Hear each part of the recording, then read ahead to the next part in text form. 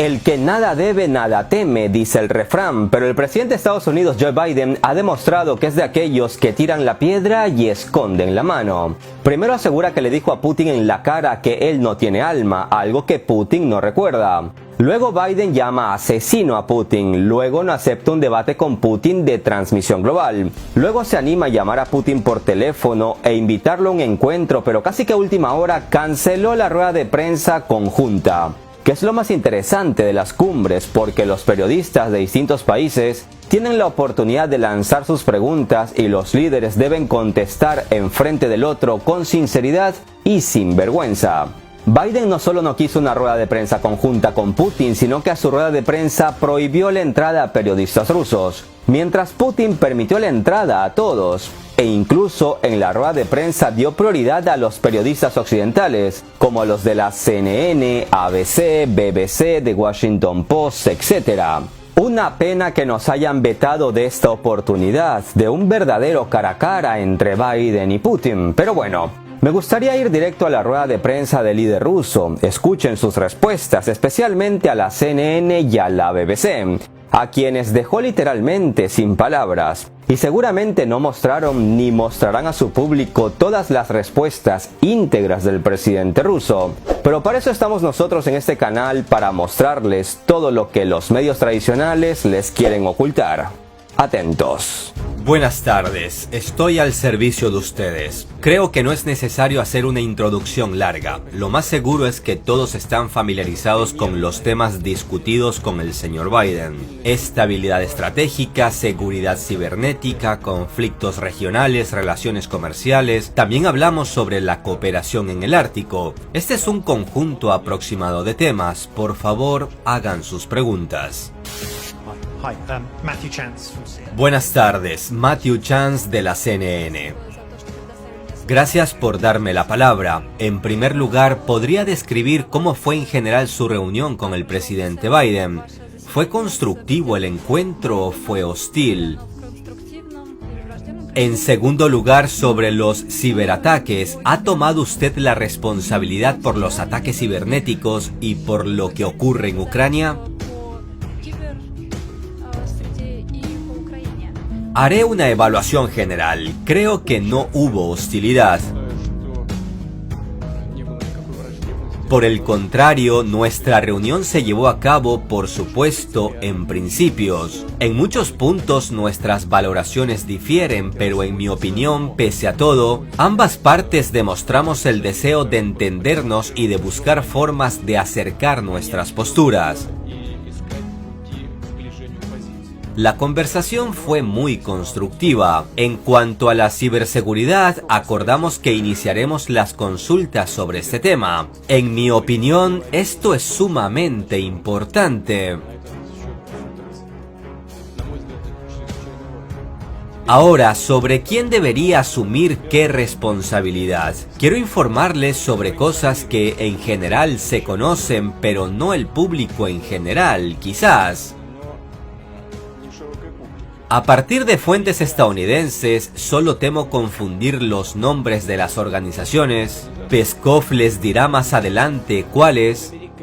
La mayor cantidad de ataques cibernéticos en el mundo se lleva a cabo desde el ciberespacio estadounidense. En segundo lugar está Canadá, luego dos países latinoamericanos, luego Reino Unido. Como ve, Rusia no está incluida en esta lista de países del territorio desde cuyo ciberespacio se lleva a cabo el mayor número de ciberataques de diversa índole. Esto primero. En segundo lugar, durante el 2020 recibimos 10 solicitudes de Estados Unidos con respecto a ataques cibernéticos a objetivos en los Estados Unidos de América, como dicen nuestros colegas desde el ciberespacio de Rusia. Hay 2 solicitudes de este tipo este año. Para todas estas solicitudes, tanto el año pasado como este año, nuestros colegas estadounidenses recibieron respuestas integrales. A su vez, Rusia envió 45 solicitudes de este tipo a la estructura pertinente de los Estados Unidos el año pasado y 35 solicitudes en el primer semestre de este año. Hasta ahora no hemos recibido ni una sola respuesta. Esto sugiere que tenemos algo en lo que trabajar. La cuestión de quién, en qué medida y por qué debe asumir responsabilidades debe decidirse en el curso del proceso de negociación. Acordamos que comenzaremos tales consultas. Creemos que el ámbito de la ciberseguridad es sumamente importante en el mundo en general, para Estados Unidos en particular y para Rusia en el mismo volumen. Por ejemplo, tenemos conocimiento de ciberataques contra una empresa de oleoductos en los Estados Unidos. También sabemos que la empresa tuvo que pagar 5 millones a los chantajistas. Parte del dinero, según mi información, ya se ha devuelto desde algunas billeteras electrónicas y otra parte no. Pero, ¿qué tienen que ver los órganos estatales de Rusia con todo esto? Mire, nos enfrentamos a las mismas amenazas, en particular, por ejemplo, el ataque al sistema de salud de una de las grandes regiones de la Federación de Rusia. Nosotros, por supuesto, vemos de dónde vienen los ataques, vemos que este trabajo se coordina desde el ciberespacio de Estados Unidos. No creo que Estados Unidos, las autoridades oficiales, estén interesadas en este tipo de manipulación. Es necesario descartar cualquier insinuación, sentarse al nivel de experto y comenzar a trabajar en los intereses de los Estados Unidos y de la Federación de Rusia. En principio, estuvimos de acuerdo en esto y Rusia está preparada para ello. El periodista de la CNN insistió con más preguntas, pero Putin no huyó y, como ven, pidió que le dieran la palabra otra vez a Matthew James. Pero este no sabía que a su candente pregunta recibiría una candente respuesta. Mírenlo ustedes con sus propios ojos. Sí, muchas gracias por volver a darme la palabra. ¿Se ha comprometido a detener las amenazas contra Ucrania? Sabe que hubo ejercicios militares rusos. Y la segunda parte de la pregunta, ¿se ha comprometido a detener los ataques a la oposición en Rusia, en particular a Alexei Navalny? No escuché esta parte de la pregunta, o no fue traducida, o simplemente usted decidió hacer una segunda pregunta. En cuanto a los ejercicios militares, le recuerdo que realizamos ejercicios en nuestro territorio.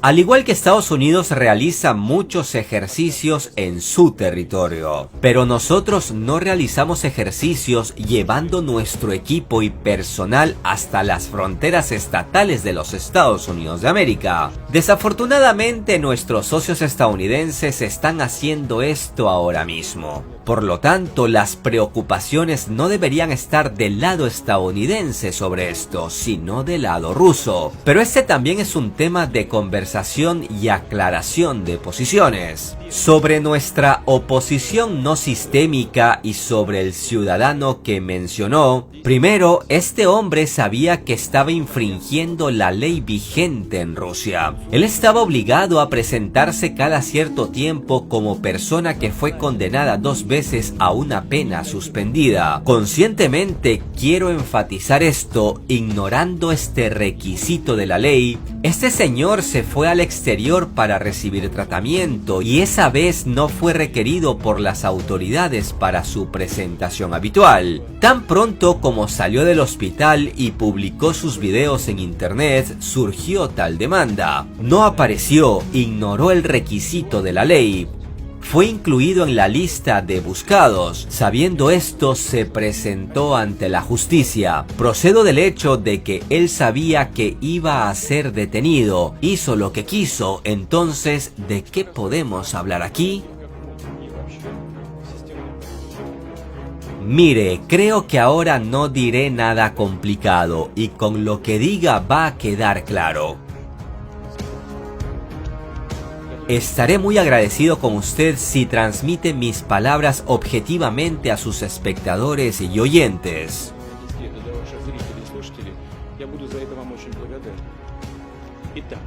Como sabe, Estados Unidos declaró a Rusia su enemigo y adversario. El Congreso lo hizo en el 2017. En la legislación de Estados Unidos se ha establecido que Estados Unidos debe mantener las reglas y el orden de la gobernabilidad democrática en nuestro país y apoyar a las organizaciones políticas. Esto está en su ley, en la ley estadounidense. Ahora hagámonos una pregunta. Si Rusia es el enemigo, ¿qué tipo de organizaciones apoyará a Estados Unidos en Rusia? Creo que no apoyará a aquellas organizaciones que fortalecen a la Federación de Rusia, sino a las que la frenan. Ese es el objetivo de Estados Unidos, algo que declaró públicamente. Apoyan a las organizaciones y personas que contribuyen a la implementación de la política de Estados Unidos en Rusia. ¿Cómo deberíamos sentirnos al respecto? Creo que es comprensible, debemos tener cuidado con esto. Actuamos exclusivamente en el marco de la ley rusa. Los latinoamericanos sabemos de sobra sobre golpes de Estado, la mayoría de los cuales han sido orquestados y financiados por Estados Unidos. Eso no es secreto para nadie. En la actualidad, Occidente financia abiertamente a cierto sector de la oposición rusa. Y eso es interferencia en los asuntos internos de otro país, algo que la Carta de las Naciones Unidas condena. ¿Quién dice algo? Nadie. ¿Se imaginan a Rusia financiando abiertamente a partidos políticos en Europa o Estados Unidos? No, no se lo imaginan porque Rusia no mete las narices en otros lados si no la llaman. Pero en fin, ya ustedes me dirán qué opinan del tema. Y pasando a otro asunto, pues no podía faltar la pregunta sobre los derechos humanos y sobre si hablaron sobre por qué Biden lo había llamado asesino. Esta fue la respuesta de Putin. Atentos, que dice algunas cositas de impacto.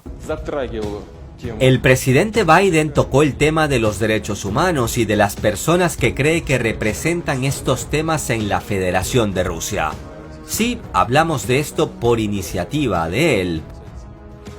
Ahora, ¿qué decir sobre sus anteriores duras declaraciones? Todos conocemos estas declaraciones. Después de eso, el presidente Biden me llamó por teléfono y lo discutimos. Sus explicaciones me dejaron más tranquilo. Propuso reunirnos, esta fue su iniciativa. Nos encontramos y repito, la conversación fue muy constructiva. Una vez más estoy convencido de que el presidente Biden es una persona con mucha experiencia. Esto es bastante obvio. Hablamos cara a cara con él durante casi 2 horas. No todos los líderes tienen una conversación cara a cara con tanto detalle. En cuanto a los diferentes tipos de acusaciones, recuerden que a su predecesor se le hizo la misma pregunta. Él la esquivó. El actual presidente de Estados Unidos decidió responder de esta manera y su respuesta fue diferente a la de Trump. Ustedes saben, en principio, de todo lo que sucede en nuestros países, de una u otra forma, los líderes políticos y altos funcionarios son responsables sobre quién, dónde y por qué tiene la culpa, quién es el asesino. Porque, por ejemplo, en las calles de las ciudades estadounidenses alguien muere todos los días, incluidos los líderes de varias organizaciones. Allí no tienes tiempo de decir una palabra y ya están disparando en el pecho o en la espalda. Pero bueno, estas son cosas criminales. Tomemos mejor como ejemplo a Afganistán. 120 personas murieron allí de un solo golpe, destruyeron bodas. Supongamos que esto fue un error, puesto que esto también sucede, pero los ataques desde aviones no tripulados o helicópteros a civiles en Irak, ¿qué es esto? ¿Quién se hace responsable de esto? ¿Quién es el asesino? ¿Quieren hablar de derechos humanos? Pues escuchen, Guantánamo sigue funcionando. En general, Guantánamo no responde a nada bueno, ni al derecho internacional ni al derecho estadounidense, a nada, pero Guantánamo sigue existiendo. Y las prisiones de la la CIA que se abrieron en diferentes países, incluso en estados europeos, donde se utilizó la tortura. ¿Qué es esto? ¿Acaso esto forma parte de los derechos humanos? Creo que no, ¿verdad? Es poco probable que alguno de los que están sentados en la sala esté de acuerdo en que así es como se protegen los derechos humanos. Esta es la práctica de la política real, y nosotros, partiendo de esta práctica, dándonos cuenta de que esto se ha hecho y se puede hacer, estamos construyendo nuestra actitud hacia lo que acabo de decir, incluso hacia aquellas personas que reciben dinero del exterior para defender intereses de quienes les pagan. ABC News también tuvo la oportunidad de hacer sus preguntas, pero la joven periodista le preguntó lo mismo que la CNN le había preguntado, y tras bromear, Putin le repitió su respuesta, acentuando que Estados Unidos apoya abiertamente a las organizaciones que están en contra del gobierno ruso, y que es obvio que estas organizaciones van a hacer lo que le digan sus jefes, que son los que les pagan, es decir, el mismo gobierno de Estados Unidos. La periodista insistió en que Putin explicara por qué en Rusia detienen a los que protestan contra su gobierno, y esta fue la respuesta. Decenas de personas entraron al Congreso con demandas políticas después de las elecciones en Estados Unidos. Se han abierto casos penales contra unas 400 personas, las cuales se enfrentan a penas de prisión de hasta 20 años, tal vez de hasta 25 años. Han sido declarados terroristas internos y acusados de varios otros delitos. 70 fueron detenidos inmediatamente después de estos hechos, y 30 de ellos continúan detenidos. Tampoco está claro sobre qué base, porque ninguna de las autoridades oficiales de Estados Unidos nos informa sobre esto. Incluso murieron algunas personas. Una de las participantes simplemente fue asesinada a tiros por un policía en el lugar. Y eso que ella no amenazaba de ninguna manera la vida del policía, ella no tenía arma. En muchos países está pasando lo mismo que en nuestro país. Quiero resaltar una vez más, nos duele ver lo que pasó en Estados Unidos, y por eso mismo no queremos permitir que esto suceda en nuestro país. Y no podía faltar la pregunta de la BBC, que como siempre usan palabras del tipo se cree, algunos dicen, parece. Escuchemos mejor la pregunta y la respuesta.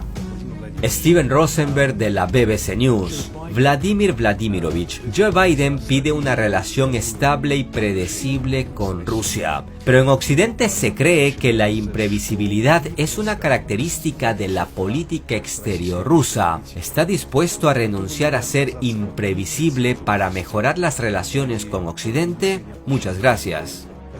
Usted tiene una gran capacidad de reunir cosas de distintos lados y hasta ha alcanzado un cierto nivel de arte en esto. Incluso provoca envidia. La primera parte de su pregunta es, ¿en Occidente piensan? Y la segunda parte de la pregunta es, ¿está dispuesto a rechazar esto? Después de todo, si en Occidente piensan algo, esto no significa en absoluto que sea así.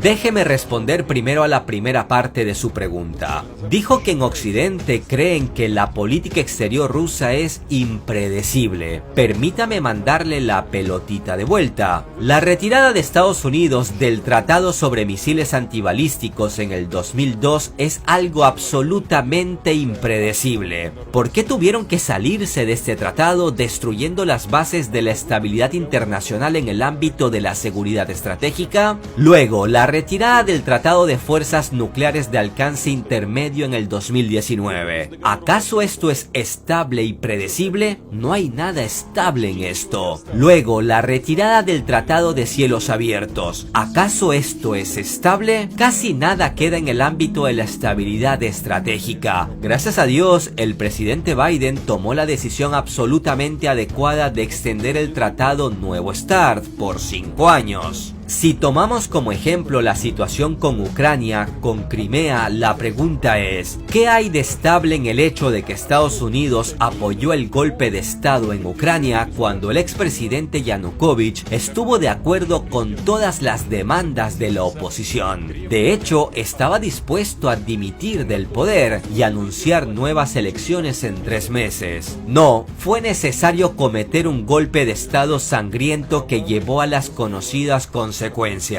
¿Y usted cree que somos nosotros los que nos estamos comportando de manera impredecible? No, yo no lo creo. En mi opinión, nos comportamos de forma absolutamente adecuada ante las amenazas que se nos presentan. Creo que para que la situación sea verdaderamente estable, necesitamos acordar las reglas de conducta en todas las áreas que mencionamos hoy. Esto es la estabilidad en los temas estratégicos, la estabilidad en la seguridad cibernética, así como la solución de los problemas y conflictos regionales. Creo que todo esto se puede acordar. Al menos esa es la impresión que me quedó tras la reunión con el presidente Biden. La periodista de The Wall Street Journal volvió a tocar el tema de cuando supuestamente Biden le dijo que no tenía alma. Putin, que ya lo ha explicado varias veces, subrayó que no recuerda que Biden le haya dicho algo así. No obstante, Putin tuvo palabras de elogio para el presidente de Estados Unidos, lo que demuestra que limar asperezas entre ambas potencias es posible. Si me preguntan qué tipo de interlocutor y socio es el presidente Biden, puedo decir que es una persona muy constructiva, equilibrada y, como esperaba, con mucha experiencia. Esto es evidente. Él recordó un poco sobre su familia, de lo que le hablaba su madre sobre las cosas importantes. Esto no parece estar directamente relacionado con el caso, pero aún así muestra el nivel o calidad de los valores morales del presidente Biden. Todo esto es bastante atractivo y me parece que en general hablamos el mismo idioma. Esto no significa en absoluto que debamos mirar necesariamente al alma, mirarnos a los ojos y jurar amor y amistad eternos. En absoluto no. Nosotros por separado defendemos los intereses de nuestros países, de nuestros pueblos, y estas relaciones son siempre primordialmente pragmáticas.